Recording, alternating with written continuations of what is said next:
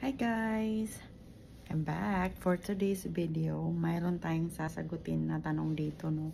Dito ako sa work ngayon while waiting. So, sasagutin ko ang tanong ng ating kabayan. Ang tanong niya po ay magkano ang renta ng room dito sa US or apartment. So, ito na po.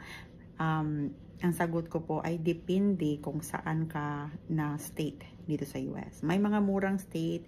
At ngayon, nandito po ako sa Las Vegas. So, ito yung renta dito sa Las Vegas. Okay?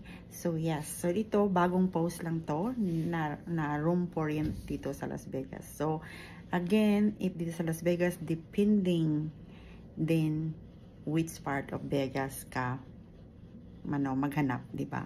May mga mura, pero medyo naman, yung safety mo ay hindi masyadong ano ba tawag ito, basta so hindi siya yung safety hindi siya recommended sa akin lang, no.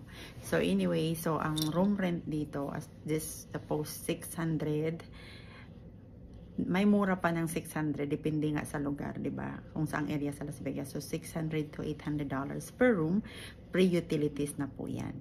And then kung apartment naman, depende sa laki ng apartment, but yung one bedroom apartment ranging 900 to 1300. So again, depending which part of Vegas you are renting. Thank you.